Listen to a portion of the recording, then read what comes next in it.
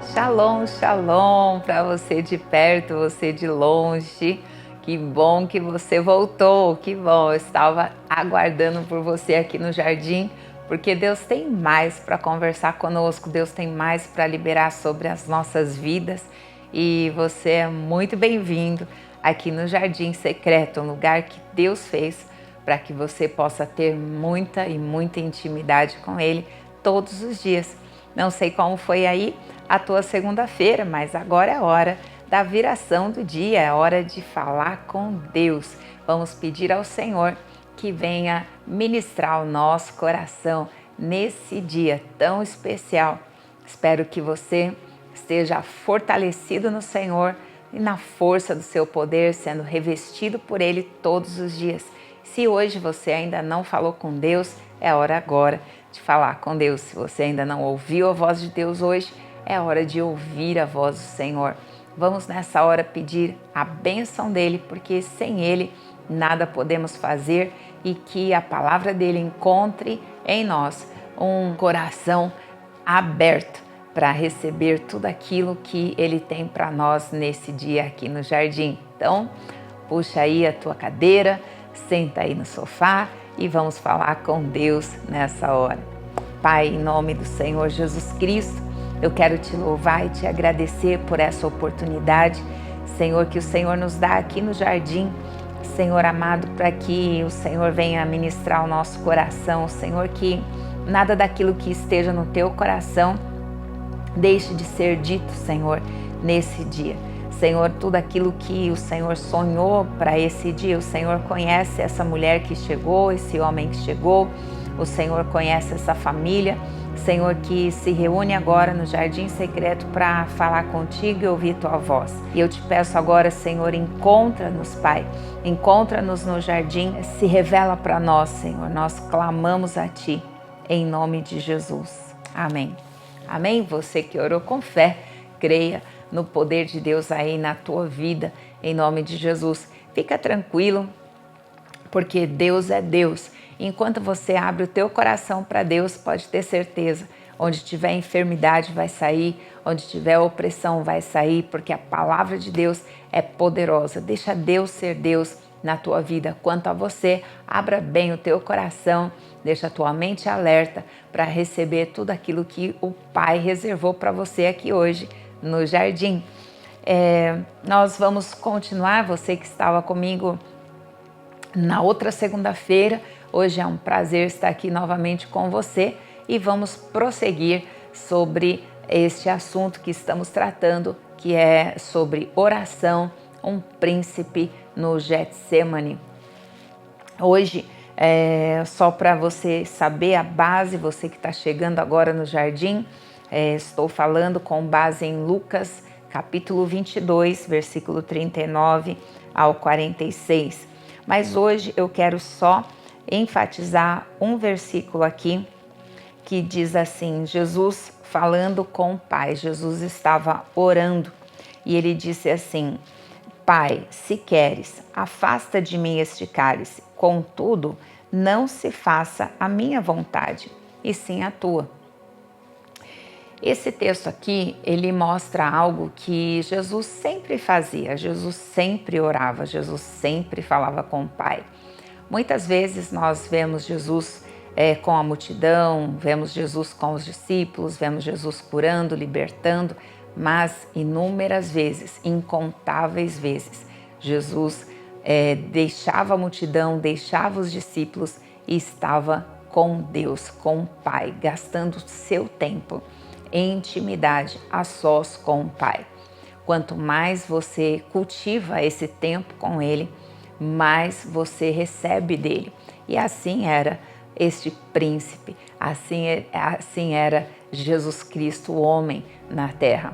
Como eu sempre gosto de dizer, Jesus não fez nada na terra como Deus, Jesus fez como homem, cheio do Espírito Santo, para que eu e você possamos fazer o mesmo também, sendo cheios do Espírito Santo.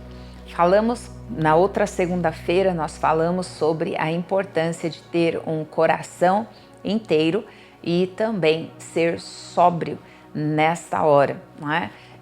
abrindo a nossa boca, não só buscando os nossos interesses, mas abrindo a boca a favor do necessitado. E é a respeito disso que eu quero conversar com você hoje aqui nas Escrituras. Jesus então diz ao Pai: Pai, se queres, afasta de mim este cálice, contudo, não se faça a minha vontade, sim a tua.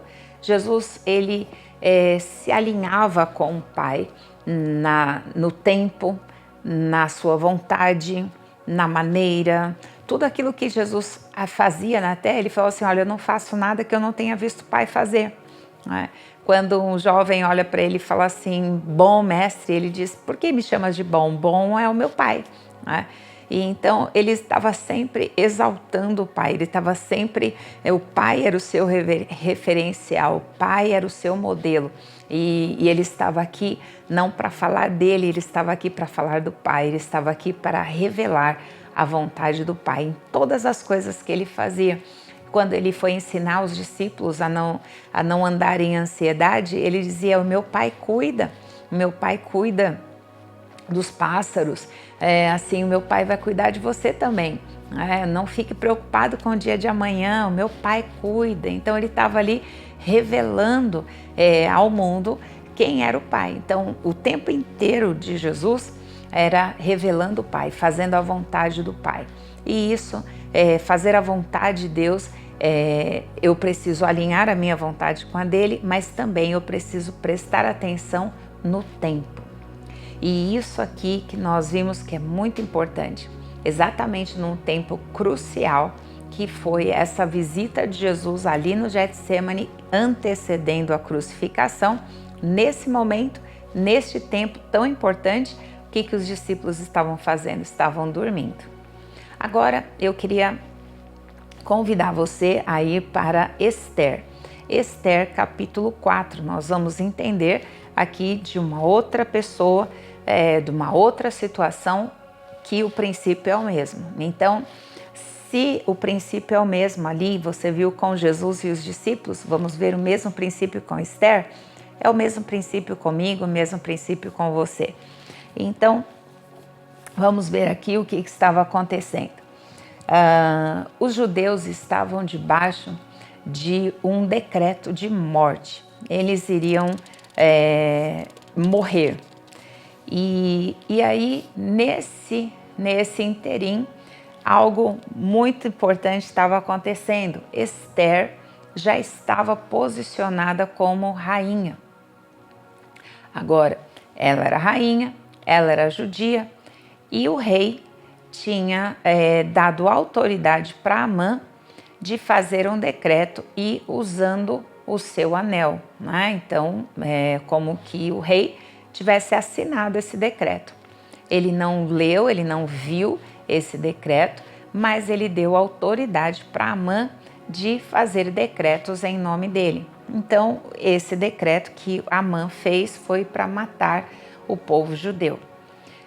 Como o decreto era para exterminar com todo o povo judeu, Esther, sendo judia, mesmo sendo rainha, também ia morrer.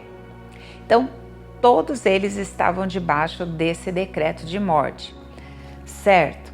Agora, diante disso, vamos ver o que aconteceu. Mordecai fica, sabendo desse decreto, e o que ele faz? Aqui ele chega no versículo, eu queria que você abrisse comigo, lá no capítulo 4, versículo 1. Quando Mordecai soube tudo o que havia passado, rasgou suas roupas, se cobriu de pano de saco e de cinza e saiu pela cidade, clamando em alta voz e soltando gritos de amargura. Chegou até a porta do rei, porque ninguém vestido de pano de saco podia entrar pela porta do rei. Em todas as províncias aonde chegava a palavra do rei e a sua lei, havia entre os judeus grande luto, com jejum, choro e lamentação. E muitos se deitavam em pano de saco e em cinza. Então, vamos entendendo, que hora era essa? Era hora de oração, era hora de jejum, era hora de humilhação diante da presença de Deus, porque realmente só Deus para livrar, porque um decreto é irrevogável, não se altera um decreto. Então, o que eles tinham que fazer? Qual era a solução nessa hora, né? O que você faz quando tem algo que você não pode reverter, que você não sabe como, que você não tem força? Ora, ora. Esse era o tempo de um grande clamor. E aí Mordecai, ele rasga suas roupas e coloca pano de saco. No versículo 4, diz assim: Então as servas de Ester e os eunucos vieram e contaram a ela o que se passava. A rainha ficou muito aflita. Mandou roupas para Mordecai, para que Mordecai pudesse tirar a vestimenta de pano de saco e se vestisse, mas ele não aceitou, né? Então, o tempo era realmente de humilhação.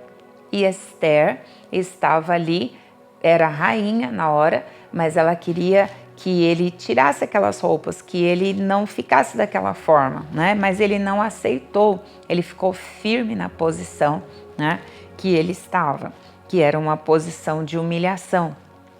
Ester então chamou Ataque, um dos eunucos do rei, que este tinha escolhido para servir, e lhe ordenou que fosse até Mordecai para saber o que se passava e por que ele estava fazendo aquilo. Ataque foi até a praça da cidade para encontrar-se com Mordecai, junto à porta do rei. E Mordecai contou tudo o que havia acontecido com ele. Diz também a quantia certa de prata que Amã tinha prometido pagar aos tesouros do rei pelo aniquilamento dos judeus.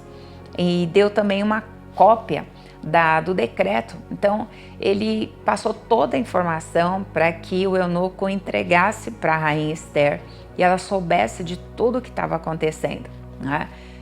Com certeza, sabendo, uma vez que ela sabe o que está acontecendo, ela pode agir, né? Qual era a ação de todos os judeus por onde você passava, como nós lemos? Os judeus estavam em momento de grande humilhação, pano de saco, eles estavam orando, jejuando. Então todo o povo judeu estava dessa forma em aflição. Ester agora fica sabendo de tudo o que está acontecendo. Mordecai passa para ela todos os detalhes, né? Você precisa saber o que está acontecendo. Você não pode viver nessa terra, né?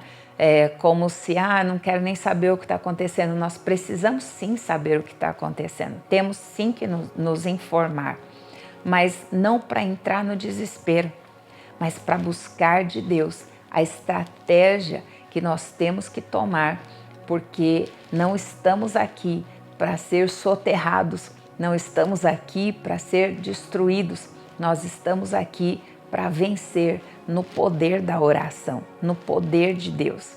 Então, ela fica sabendo de tudo isso e vamos prosseguindo aqui. Versículo 10. Então Ester falou com Ataque e mandou que ele entregasse a seguinte mensagem para Mordecai: Todos os servos do rei e o povo das províncias do rei sabem que, para qualquer homem ou mulher que, sem ser chamado, entrar no pátio interior para falar com o rei, não há outra sentença senão a de morte, a não ser que o rei estenda para essa pessoa o cetro de ouro para que viva. Então, qual era o desejo de Mordecai quando levou toda a informação para Ester, para a rainha? É que ela fosse, ela se apresentasse diante do rei e ela falasse o que estava acontecendo, ela fizesse alguma coisa. Mordecai estava realmente pedindo uma ação dela, né? Ao ouvir tudo isso, ela manda um recado para ele, né? Se qualquer pessoa chegar na presença do rei e em hora errada, essa pessoa pode morrer, a não ser que o rei estenda o seu cetro de ouro para essa pessoa. Mas o que ela disse? Olha, eu nesses 30 dias não fui chamada para comparecer diante do rei. E eu queria que você lembrasse de algo. os discípulos, no momento do Getsêmani, lá que nós lemos o texto de Lucas capítulo 22, no momento crucial, eles estavam dormindo. Na hora que eles tinham que agir em oração, na hora que eles tinham que vigiar em oração, eles estavam dormindo. Quando nós pedimos, Pai, seja feita a tua vontade aqui na terra como é feita no céu, eu preciso entender que a vontade de Deus sendo feita aqui na terra, ela precisa estar ligada ao tempo, porque obediência atrasada é desobediência. Então eu preciso estar ligado no tempo que Deus está falando e não só fazer em qualquer hora, mas é fazer na hora que Deus está mandando. Eu preciso saber qual é o tempo e o modo que Deus quer que eu haja, né? Para que a vontade dele seja feita do jeito que ela é feita no céu. Então, aqui o que estava acontecendo? Aqui tinha uma situação em que o povo estava já em jejum, em clamor, em pano de saco, e Mordecai fala para a rainha, vai lá e se apresente diante do rei, né? Faça alguma coisa, haja. E ela diz, não é tempo, não é hora. E ela não estava mentindo. Ela não estava mentindo quando ela disse, se qualquer pessoa, homem ou mulher, se apresentar diante do rei fora de hora, essa pessoa pode morrer se ele não levantar o cetro de ouro para essa pessoa. Então, esse decreto, essa ordem, ela também valia não só para as pessoas, mas valia também para a rainha. Então, ela sabia que mesmo sendo rainha, se ela se apresentasse diante do rei fora de hora, ela podia morrer. E ela diz, nesses 30 dias eu não sou chamada, não fui chamada para estar. Então, quer dizer, eu não posso ir. Aí, nessa hora, Mordecai recebe essa informação e ele fala algo confrontante para as nossas vidas nessa hora. Versículo 12, estas palavras de Esther foram transmitidas a Mordecai. Então, Mordecai pediu que se respondessem a Esther, não pense que, por estar no palácio real, você será a única entre todos os judeus que conseguirá escapar. Porque se você ficar calada agora, de outro lugar virá socorro e livramento para os judeus, mas você e a casa do seu pai perecerão. Mas quem sabe se não foi para esta hora que você foi elevada à condição de rainha. Muito importante isso aqui, e é muito confrontante. Eu quero que você dedique a sua atenção nesse momento aqui. O tempo era de clamor, o tempo era de uma ação, o tempo era de buscar a sabedoria do alto, o tempo era de oração. Esse era o tempo, esse era o verdadeiro tempo espiritual que Esther estava vivendo. Mas no natural qual era? Não, no natural é hora de eu ficar calada. No natural é hora de eu nem pensar em chegar na presença do rei, porque eu não fui chamada, então eu não posso ir lá, né? No natural era um tempo de estar lá quietinha no cantinho dela. Mas o espiritual estava dizendo outra coisa. A vontade de Deus para ela era outra. E aqui nós vemos Mordecai sendo muito usado por Deus para confrontá-la, para tirá-la daquela mentalidade terrena, limitada, e levá-la exatamente para o lugar onde ela tinha que estar, a posição que ela tinha que ter naquela hora. E aí Mordecai então fala isso para ela, não pense que por estar no palácio real, você será a única entre todos os judeus que conseguirá escapar. Por quê? Porque o decreto era para que todos os judeus morressem. Então, o título não a salvaria. Nós estamos vivendo esse tempo nessa hora. O título não nos salva. A posição não nos salva. Não é? O que nós fazemos ou deixamos de fazer, as nossas condições financeiras, nada disso nos salva. E a outra coisa, ele disse assim para ela, se você ficar calada agora, nesse tempo, nesse exato momento, se você não abrir a sua boca, com certeza o livramento, o socorro virá de outra parte, mas você e a casa do seu pai perecerão. Então, Deus, ele pode levantar sim qualquer outro.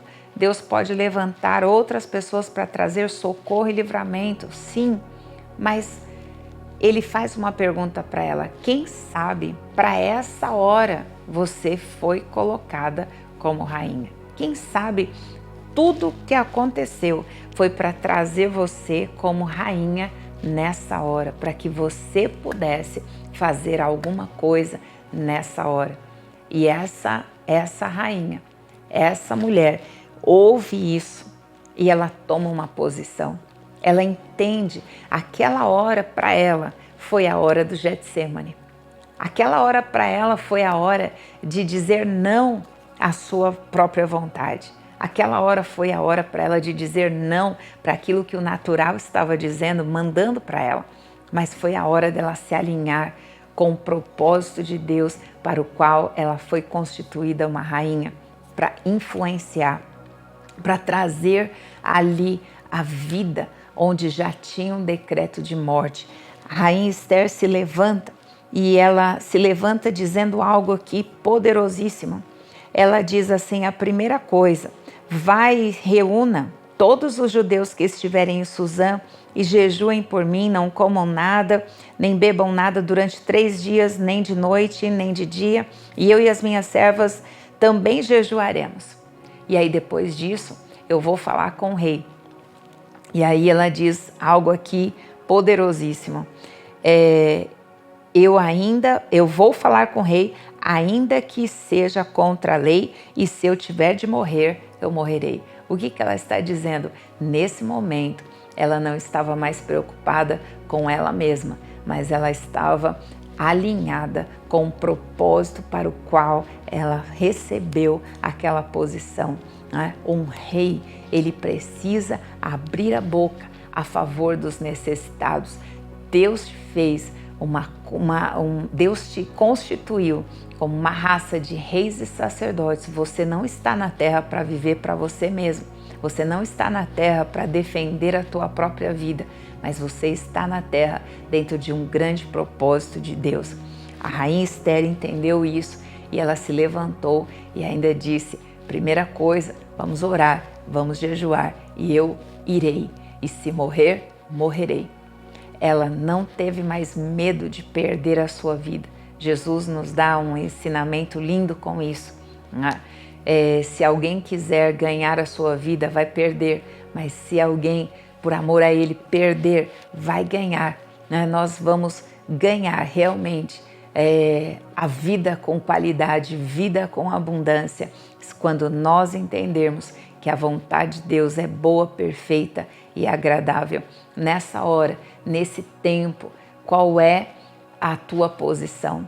Nesse momento, alinhe-se, não somente Deus, o que o Senhor quer, como o Senhor quer, que hora é essa na minha vida? Talvez para essa hora Deus te constituiu, Deus não te chamou para você ficar calado, de boca fechada. Deus te chamou para você orar, Deus te chamou para você realmente se posicionar. Não tenha medo, mas seja ousado no Senhor. A Bíblia fala de uma pessoa que entendeu o tempo. Essa pessoa era José, ele entendeu o tempo que ele estava vivendo em Deus. E foi muito interessante. José, ele passou por tantas coisas, não é? Ele foi vendido pelos seus irmãos, mentiram contra ele, caluniaram, ele foi preso, ele passou por tantas coisas, ele ficou afastado da sua família, afastado do seu pai. O seu pai pensou que ele estava morto. Tantas coisas aconteceram com ele, ele tinha todos os motivos e mais alguns para estar ali magoado, revoltado contra todo mundo, contra os seus irmãos que fizeram aquilo com ele. Ele tinha a condição de estar muito revoltado, com muita raiva de todo mundo. E aí, uma pessoa que recebe poder e autoridade, mas que não passou por esse tempo de falar: Deus, seja feita a tua vontade, não a minha, você pode ter certeza, uma pessoa revoltada, uma pessoa magoada com poder na mão, ele se torna em potencial um destruidor. E não alguém que pode influenciar, não alguém que pode trazer vida. E José tinha tudo para ser alguém dessa forma, mas um dia, quando ele encontra com os seus irmãos, ele estava numa situação de poder, de autoridade, ele tinha uma condição de alimentar os seus irmãos, a sua família, ou deixá-los morrer de fome.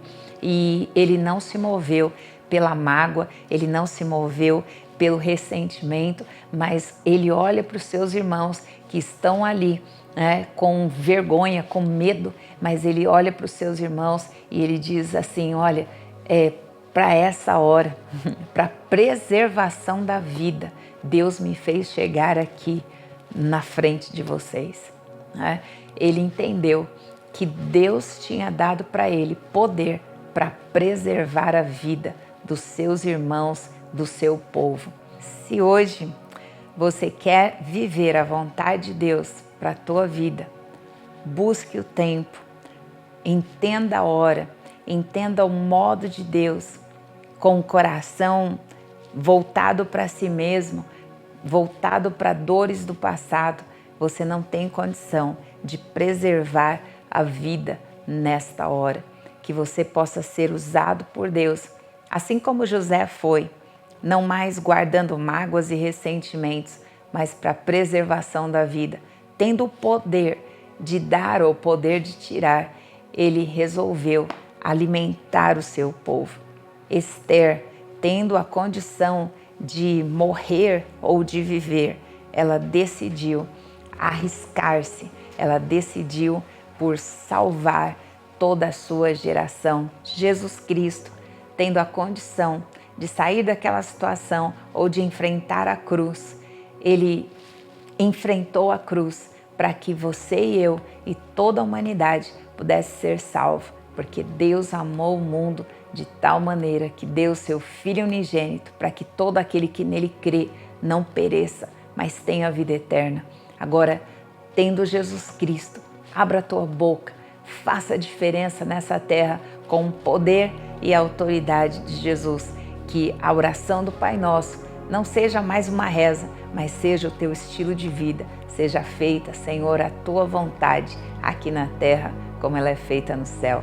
Deus te abençoe. Eu espero você aqui no Jardim.